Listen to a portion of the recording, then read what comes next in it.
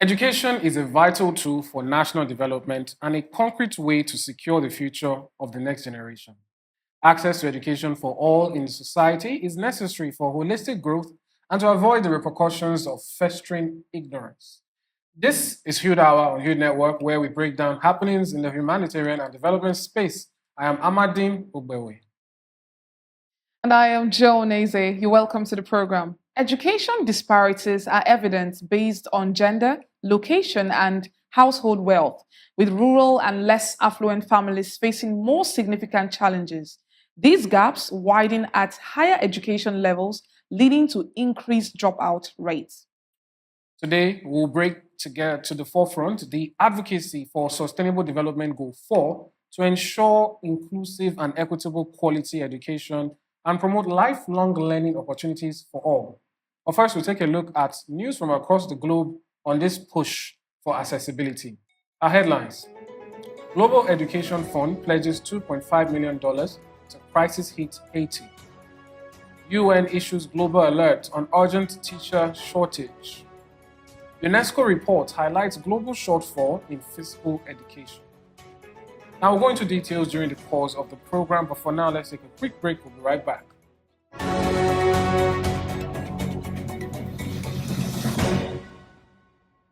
And now to the matter.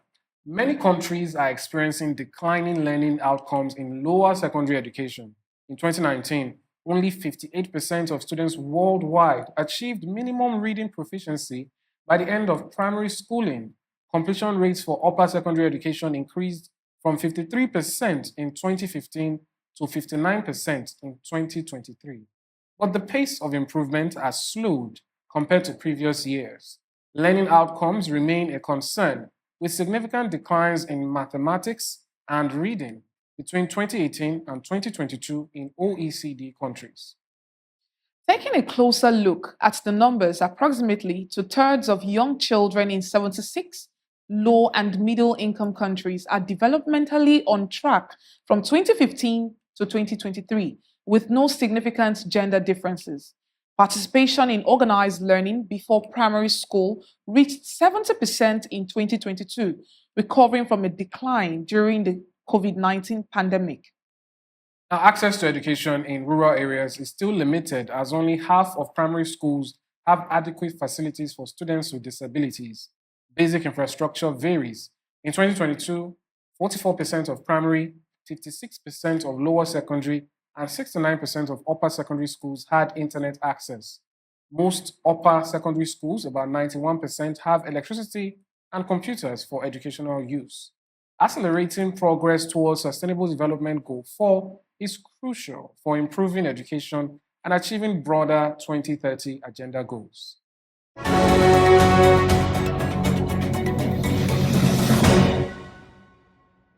So, our first news item of the day: Education Cannot Wait. The ECW has announced a $2.5 million grant to aid Haiti's worsening education crisis, aiming to assist 75,000 children in the violence stricken Quest and Artinobite regions. During a UN mission to Port au Prince, ECW Executive Director Yasmin Sheriff urged global leaders not to overlook Haiti's children, emphasizing that education could protect them from risks like forced recruitment and sexual violence. UNICEF and the World Food Programme will implement the grant, which will fund school meals, early education, mental health support, and cash transfers for families. According to reports, armed groups have closed or taken over hundreds of schools, and nearly half of Haiti's population now depends on humanitarian aid. This funding brings ECW's total investment in Haiti to $15.8 million, an effort that UNICEF described as crucial to averting an education tragedy. Despite the urgent needs, ECW said that the $30 million requirement for education response in Haiti, part of an overall humanitarian plan for the country, is less than 30% funded, according to the UN Humanitarian Affairs Office, OCHA. The ECW Fund and partners are calling on world leaders to urgently mobilize an additional $600 million towards its 3-year strategic plan to support quality education for refugees, internally displaced, and other crisis-affected children. These new resources will allow the fund to expand investments in Haiti and other crisis regions to reach 20 million girls and boys. Well, what's happening in Haiti is deplorable. It's really sad. And what really comes to mind now, and we can see, is that no matter what's happening, conflicts, issues, disasters, we must ensure that education is priority so that the cycle can break. Because you need knowledge, you need usable knowledge and the equipping of skills and all of that to be able to make a difference. So when these issues come up, and then we see education has to take a back seat, it just continues on and on. So I think the funding that is being put into this is one that I think will go a long way to ensure that Haiti can pull itself out from the issues it currently faces. Yes, and we can see that UNESCO has advised Haiti not to neglect education because so that these children can get will not be forcefully recruited into the force, Indeed. and of course they will not be will I say exposed to sexual violence. It's Yes. very important. We understand that crisis can affect all sectors, but education should not be neglected. All right, let's move straight up to the next news item we have, and this is coming from United Nations issues global alerts on urgent teacher shortage, and recently highlighting the need for 44 million teachers by 2030 to meet sustainable development goals. During a meeting of the International Task Force on Teachers for Education in Johannesburg, the UN Secretary General High Level Panel on the Teaching Profession unveiled recommendations to ensure sustainable global education. In a message to the panel, UN Secretary General Antonio Guterres emphasized the urgent need for learning societies equipped with skilled, high quality educators. UNESCO reports that by 2030, 7 out of 10 secondary teachers and over half of all current teachers will need to be replaced. Sub Saharan Africa faces the highest demand, requiring 15 million new teachers. The teacher shortage has led to large class sizes, strained educators, and growing educational inequalities. Building on the 2022 UN Summit on Transforming Education, the panel's recommendations focus on dignity, inclusion, quality, and leadership. It advocates adequate funding, technological integration, and viewing teachers as partners in education rather than mere knowledge providers. Attrition rates have nearly doubled globally among primary teachers, with many leaving within the first 5 years. UNESCO estimates that an annual of $120 billion is needed to fund teacher salaries by 2030, essential for growing SDG 4, which seeks inclusive and equitable education for all. Well, this is very important because it's still talking about the skillful nature of the teachers, how educators need to be skilled, and how they need to be, the importance for them to be taken good care of. Their needs are very, very important. Imagine a teacher who goes to the classroom, goes to teach for hours, impacting knowledge, because it's not really easy to transfer knowledge from one person to the other. So imagine when these teachers, their needs are not attended to, they are suffering, it will make them to go out of class and they will not want to, they don't see the profession as something enjoyable anymore. So this is like a clarion call for teachers need to be attended to. Yeah, and they need to be respected. Of course. Their remuneration shouldn't be something that you consider to be immoral or that they should do it from the love of the passion or whatever. We saw that there's funding that's been suggested for teachers, and I think that should really be taken into account. Pay them what they are worth because the future is in their hands. Their reward is not in heaven. As you say.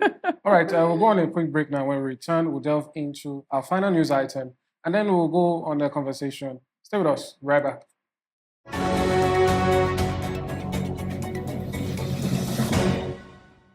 All right, welcome back now to our final news report of the day. A new UNESCO report titled Global State of Play has revealed that most school children worldwide lack access to minimum physical education standards.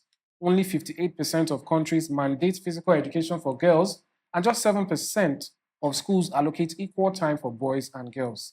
Additionally, two-thirds of secondary students and over half of primary students aren't receiving the required physical education.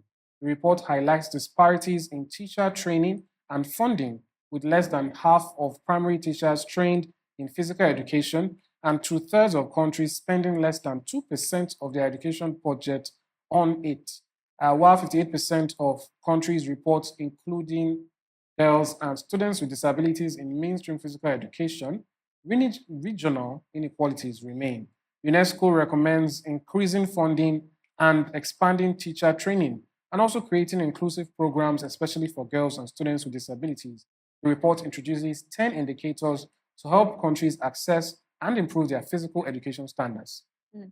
So, in all of this, while we're fighting for access in the rural areas to education, we also have this disparity between boys and girls. When eventually there's increased access to education in rural areas, will it be equal, boys and girls, persons with disabilities or students with disabilities, and all of that? And also, at the end of the day, physical education is an important part. Like they say, a healthy mind or a healthy body also leads to a healthy mind and a healthy life. So that aspect shouldn't also be neglected while we're seeking that access. So it's not just access to education, access to quality education. Yeah, very true. And of course, the teachers need to be trained as well for physical education, because from what we from our news item is showing that we have higher teachers in the other aspect, but for the physical education, the percentage is very low. So there should be a balance of in the equation, and of course, the students with disabilities and girls should also be involved when there is now access to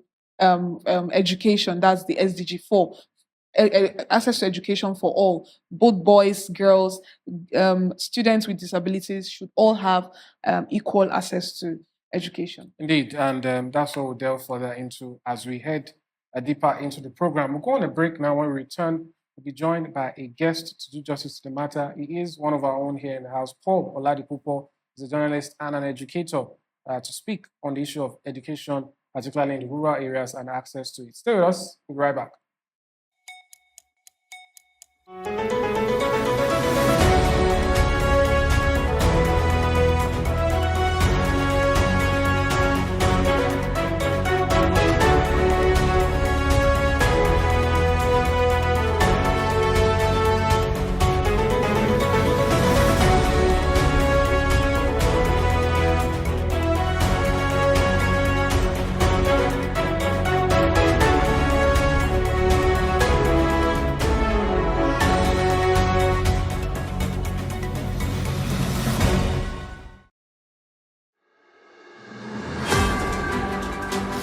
Every day, amazing stories of hope and tenacity unfold across the globe.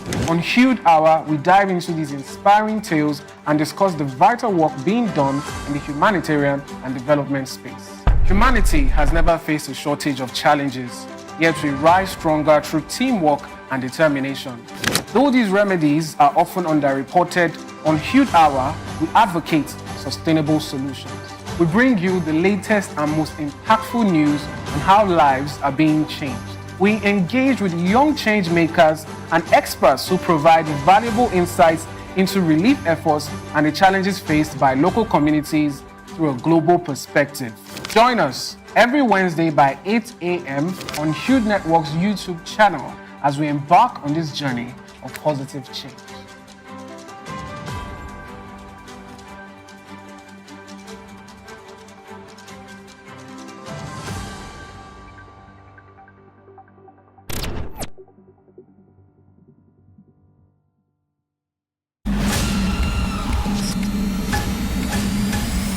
Hey everyone, let's face it, our world today experiences numerous challenges. And guess what? Our community isn't off the hook either. Most of the world issues are either not talked about enough or never talked about at all. But here on Timeline, we've got you covered. We dive deep into issues that affect us every day, leaving behind footprints of wisdom, knowledge, and solutions. Think of it like a roadmap that keeps you on the track for success. So buckle up, because in this new season of Timeline, we're taking another trip through the past, the present, and navigate into a more promising future. Again, we're talking solutions, people, and let's make one thing clear.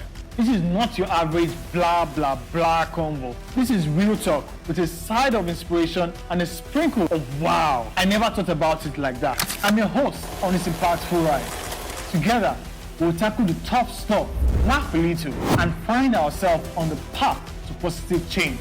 So what are you waiting for? Season 2 of Timeline will be loaded. Let's get started. Hop in and let's drive straight into the heart of issues shaping our world. Let's go. Oh, one more thing. Hit that subscribe button and let's take this ride together.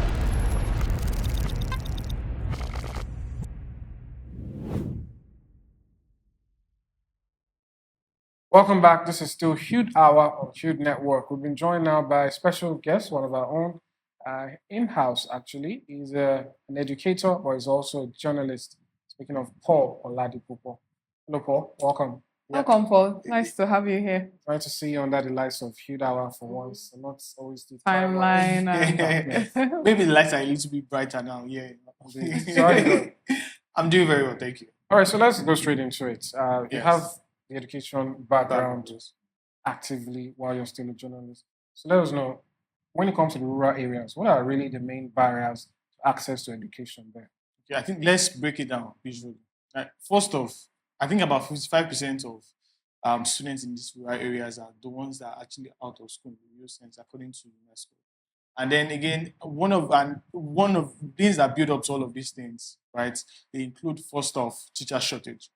And again, right, the world generally at the moment is currently experiencing a teacher shortage, right?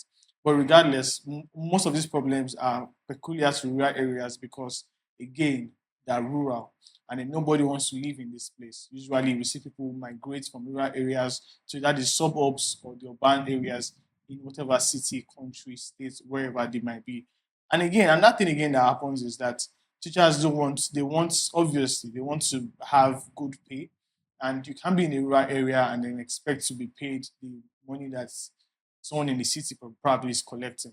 Usually, there's always a disparity between their payment structures. And again, families of the teacher, again, because everyone has a family and you are connected one way or the other to people, and your people, for example, might want to stay in the city, and you cannot say because of your job you want to stay in the rural area. So majorly, one of the things that happen is because since my family is in the city, me myself as well as a teacher, I'll have to move to the city as well to join my family members. Again, another thing again is limited access to curricular activities. Again, not just apart from academics and all of that, reading books, solving, playing with numbers, and all of those kind of things. There are other things that all make up the curriculum. In fact, the curriculum can be divided into two parts. There's the non-curriculum. There's the non-curricular, meaning things that you don't see in the curriculum. For example, there's no subject per se that will teach you how to talk, how to act in public, and things like that. But all of these things are things that are being taught in class. Again, sports, for example, all of these students don't have access to good fields like those in the city. Again, they don't know, some of them don't know what basketball is or what volleyball or all those kind of things look like. And again, all of these jet clubs, the press clubs, things like that, all of these things add up to the whole learning experience of whatever student that there is. And now one again is the lack of proper infrastructure. It's no news that in rural areas, when you see them, in fact, some of them still use blackboard that was still used in ages. Some of them don't have access to good textbooks. Again, there's no internet, there's no light. A lot of things actually add up to all of these things, why we have these problems, specifically in the rural areas. Okay, so speaking on infrastructure, how does this infrastructure leaking roofs affect the learning culture of the students? Again, for early learner, for example, now, if, for example, where you're seated now is leaking, you obviously won't be comfortable and you will not hear what I'm saying. Again, teaching and also teaching learning process is a process that should happen in a very, very much conducive environment. It shouldn't be just anyhow place. There are actually rules on how or where and how a school should be organized. You shouldn't have a school close to an highway where there'll be noise, where even students can even see what's going on the road. Because again, things can happen and then you are looking out of the window when the teacher is in class teaching you, and then your mind is somewhere else, right? Very distracted. Exactly. there are several students in the class, so some of them get it with a little sound, they're already looking out, or they hear a sound that probably sounds like their dad's car or their mom's car, they're looking out already. Do you understand? So again, for leaking roof, for example, if there are some places that once it's raining, right, it comes down on them real bad. And at that moment, would first go on to safety, and then after that, they cannot come back to class. And again, with rain, you've lost time already for the day. So let's take, for example, it was meant to be a 40 minutes class, and the rain took about 30 minutes off the class. So you don't have 30 minutes, or 10 minutes rather, to teach the students something that is meant to be for 40 minutes. So again, all of these things add up. And again, there's the poor environment and also lack to infrastructures like toilets, things like this. See, they just go on and on. So is the function of how developed rural areas automatically a function of the access to education? Is it that when policymakers and government should think about it, is that they should develop rural areas as a whole? Or is there a way to sidestep some of these fundamental issues and say, you know what, let's just focus on getting the education to these people? Even with technology and all of that, do you think that works? You see, again, there are ways to ensure that things are done the right way. If, for example, governments are able to fix the issues that they have, probably they might not even need a proper classroom like the way it is in the city. But provided that they have some structures that are in place, right, they'll be able to learn. The main thing is that students are able to sit down in a place comfortably. That word comfortably is very important. If you are not if a learner is not comfortable with where he's learning, he's not going to learn anything. It's just like a student learning from a teacher who he or she does not like. There's not going to be any learning in such an environment. All right, so moving that now back to your issue about teacher shortage. Why is it so hard to retain teachers in the rural areas? Is it an issue of the environment, or does working in rural areas automatically attract lesser pay or something? Okay, so I think let's start from the workload. Normally, by standard, a class should be between 16 to 24 students to one teacher. But in the rural area, you see that they have larger class because, again, teachers are short, right? So the less workforce, the more workload that there is for anybody that is there. And again, once you have a large class, there's fatigue. Fatigue begins to set in. You don't want to come to school sometimes, but again, you have to go because it's your job, right? But again, there's that, and again, another thing again is, like I mentioned earlier on, is low salaries. Apart from low salaries, there's also benefits. There are some benefits that you get while in the city. For example, you might want to go up to a cinema, for example, as a teacher, right? You have that in your environment in the city, but you don't have that in the rural area. Again, you might want to see family members and things like that live close to you in the city. But in the rural areas, you have to think of traveling. And by you traveling, meaning that you can't travel from Monday to Friday because that's when the learning teaching process takes place. So you have those 2 days to go and visit family and things like that. So again, nobody wants to stay in any place that is rural. Everybody wants to migrate to greener area, greener grass. That's what everybody's looking for. So that's why we have things like that in such areas. Okay, so let's come to the perception of guardians, parents of Yes. these students in rural areas. What do you think, or how do you feel they perceive education? So again, some of them, don't let me generalize it now, because some of them see education as it's not needed. Like, I didn't go to school, so why should you go to school? Like, and I'm surviving. Again, in rural areas, it's more of survival than getting any other thing additional to it, right? And again, the main job that are done in such areas are usually vocational jobs, meaning that things that are done with, are probably farming, they are welding, things like that are things that are done. So they think more of what they can do with their hand than what is done upstairs. Right. So one of the things we pointed out before was that how even when there's some access to education, there's disparity. Boys get more education for persons with disabilities. Does this also play into how parents and guardians view education in rural areas? And is this like will I call it a catch-22, where the parents of the people who should ensure students get education, they themselves didn't get education, so they don't see the need, but so they don't give their children the best education, and then the children, They almost like it on and it goes on and on. So really, do you think that's part of it? The disparity we see too? Yes, obviously it has to be because in some places, right, we see that the male children go to school while the female children are said to be in their house, right? All of those kind of things are things that be done. Again, it's there are some things that in societally, right, is acceptable. There are some areas, specifically now in northern Nigeria, it's expected that a female child is in the house.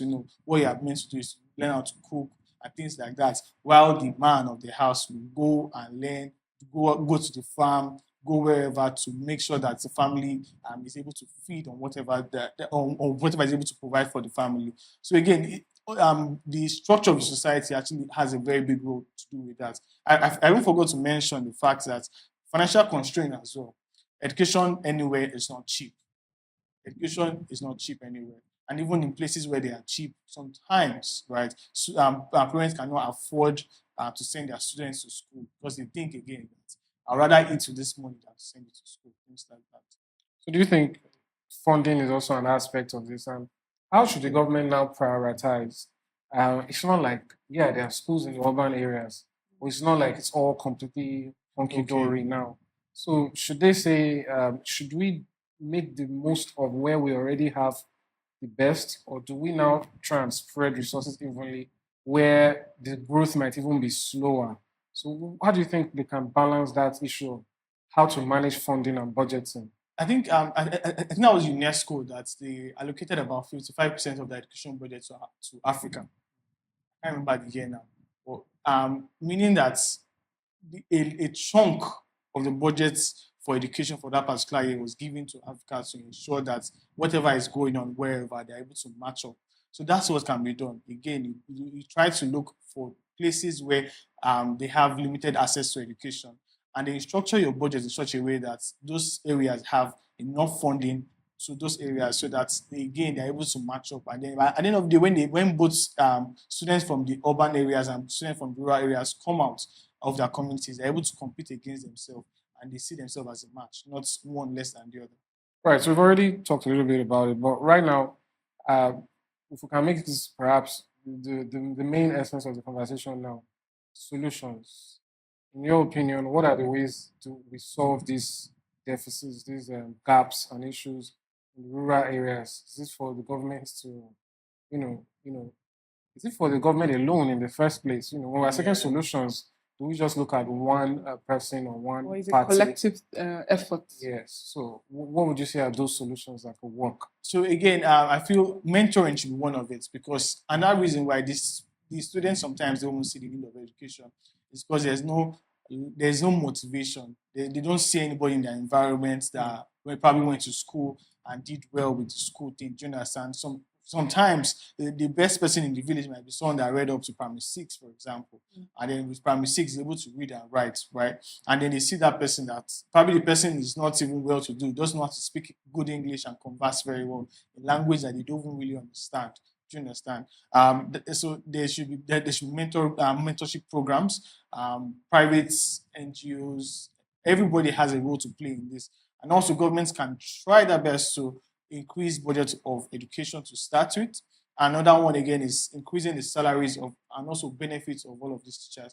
If, for example, you tell the teacher you are going to pay the teacher the same salary that you earn in the city, in a rural area, and then you have accommodation, you have health benefit and things like that.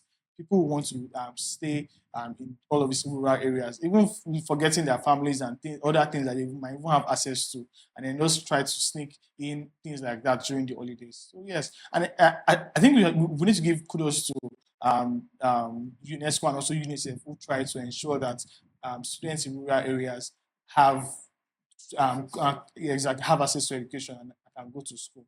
So yes. All right. So I think I noticed we talked about mentorship and we talked about funding. What about, is there an opportunity here for private persons in terms of investments? Do you think there's an opportunity? Obviously, because there's a market already. Like because if you should go, for example, and again, you see, people are always attracted to very beautiful things. So if, for example, you go to a rural area and then you build a school with all of the proper amenities, right? Again, they will want to go. Some of them will, some of the parents will send their child just so that they can see what is there. Do you understand? And things like that. Like that, you're inviting them into the education world, and you're giving them education through sites. Like you are bringing them to come and see what you've done, and then they get education. Just to infuse a little bit of personal observations, what you said really brought up something. It's how sometimes schools create ecosystems around them. So there might be tailors who are benefiting from sewing uniforms. There are people who sell provisions and food to the students. Even as we see in higher education, those who print and all of that. So I do see an opportunity where somebody funds schools and then just builds that community. Yeah, exactly. Again, there are a lot of, apart from teachers, right? There are a lot of not academic staff that work in the school. We have clerks, we have the cleaners, we have administrators, and all of, by doing so, by building a school whatever environment, again, you're already increasing the employment rate in such an environment. All right, one more thing for teachers now. What would you say about the quality aspect of it? We're talking about rural education. Yes. I know you have strong thoughts on when it also comes to curriculum and all of that. Yes. So that happens after you've accessed education. Do you think it's sensible to lower the barrier to allow more people in, just so you can solve this problem? I mean, if we say we lower the barrier for teachers, now there are more teachers. And now there's a bigger problem actually. Okay, so let's hear about that. Okay, so again, during, I think that was post World War II, when Germany, for example, they had, obviously everywhere was short of people, and one of the sectors that was affected was also the educational sector. And what they did at that time was to reduce training time for teachers, and by so doing, the people would probably normally you're meant to spend 4 years in school. You're now probably doing 1 year in school, and then even with that 1 year, right, you still have some other trainings that you go through, because again, you cannot learn how to teach by those under even 4 years. So as you go, as you have more experience, you gather more knowledge on how to teach students. So again, I think one of the things that can be done, right, is to tailor, probably you train some set of people that will teach the community back, meaning that you bring them out of the community, train them on how to teach, and then take them back again to the community to develop the community. And again, try to rewire the curriculum in such a way that those that are in the community can also appreciate it.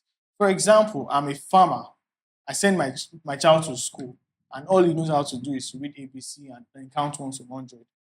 I don't need that. That doesn't benefit me at the moment. But if my child goes to school and comes back telling me that, oh, this method I've been using to farm before, that I'll probably plant a lot of things and then nothing comes out, I can try this method and have a nursery. And then after having the nursery, I go and transplant into the soil. Again, if for example, you're also in that community and you see that my son taught me that, you also send your child to school to probably teach you as well how to use tractor and things like that.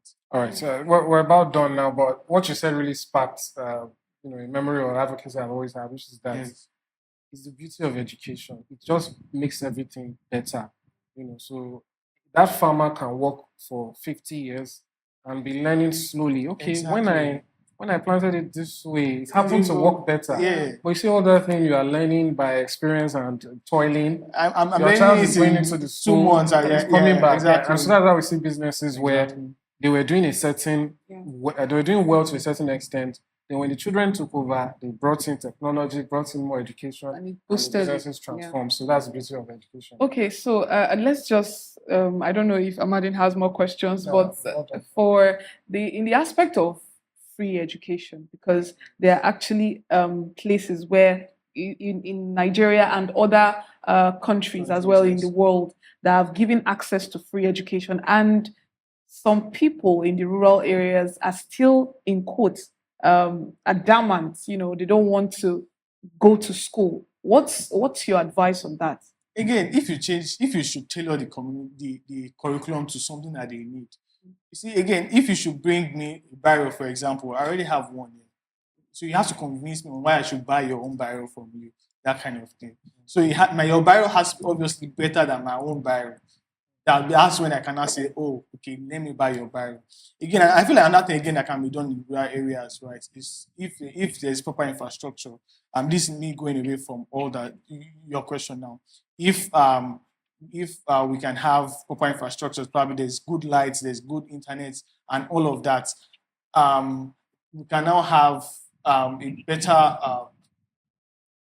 we can have a better internet, and then there'll be distant learning, meaning that students can learn even while they're in the rural areas and the teachers are in the urban areas, right? We can have them learn like that. So more like the teacher is probably in the urban setting, and then we have the children here in the rural areas with good internets and things like that. They can even learn from the comfort of their class while the teacher is distance away. Thank you so much for coming, Paul. And I know we'll see you next time. Yeah, Highlighting exactly. and still impacting knowledge and helping people. Thanks so much. Thank you very much. All right, that's how we end this segment of the program for today, the guest segments. We'll go on a quick break. When we return, we'll delve into our verified voices. Stay with us.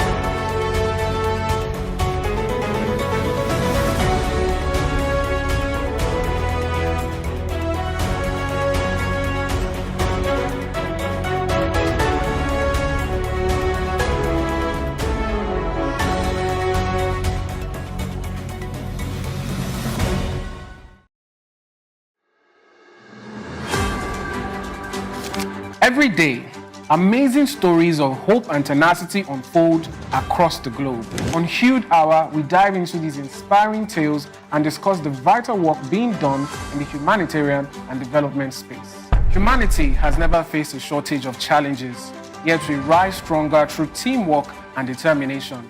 Though these remedies are often underreported, on Hude Hour, we advocate sustainable solutions. We bring you the latest and most impactful news on how lives are being changed. We engage with young change makers and experts who provide valuable insights into relief efforts and the challenges faced by local communities through a global perspective. Join us every Wednesday by 8 a.m. on Hude Network's YouTube channel as we embark on this journey of positive change.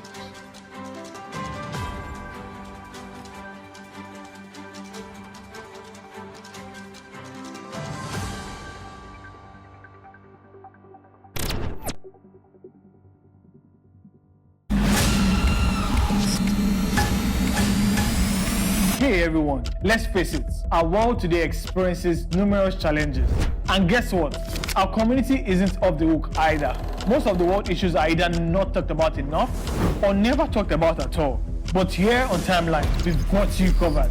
We dive deep into issues that affect us every day, leaving behind footprints of wisdom, knowledge, and solutions. Think of it like a roadmap that keeps you on the track for success. So buckle up, because in this new season of Timeline, we're taking another trip through the past, the present, and navigate into a more promising future. Again, we're talking solutions, people. And let's make one thing clear. This is not your average blah, blah, blah convo. This is real talk with a side of inspiration and a sprinkle of wow. I never thought about it like that. I'm your host on this impactful ride. Together, we'll tackle the tough stuff, laugh a little, and find ourselves on the path to positive change. So what are you waiting for? Season 2 of Timeline will be loaded. Let's get started. Hop in, and let's drive straight into the heart of issues shaping our world. Let's go. Oh, one more thing. Hit that subscribe button and let's take this ride together.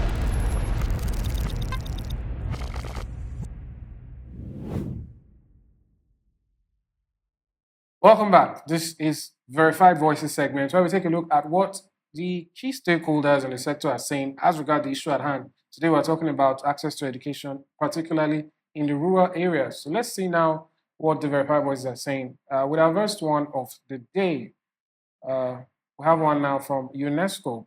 Says education is a right for every child, but millions of them still remain out of school. On this Literacy Day, let's strive for universal access to education. Together, we can make a difference. That's coming from UNESCO. That was on the Literacy Day. In the picture there, we have 250 million children and young people between the ages of 6 and 18 are out of school. That number is alarming, and Outrageous. like UNESCO say, education is a right for every child, and I Mm. do hope everyone takes this seriously and ensures that children are sent to school. Yeah, very important. And let's quickly move to the next news item we have. Sorry, verified voice, pardon me.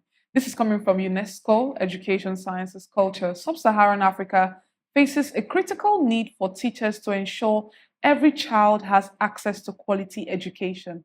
Let's work together to empower and support educators across the region and everywhere. And we still see a pictorial representation of a teacher and her student, and it says 15 million additional teachers are needed in sub-Saharan Africa. Okay, this the first one was talking about the children, and now the second verified voice is talking about the teachers. We need teachers, 15 million teachers, and many more into the system. Indeed. Now to our final verified voice of the day.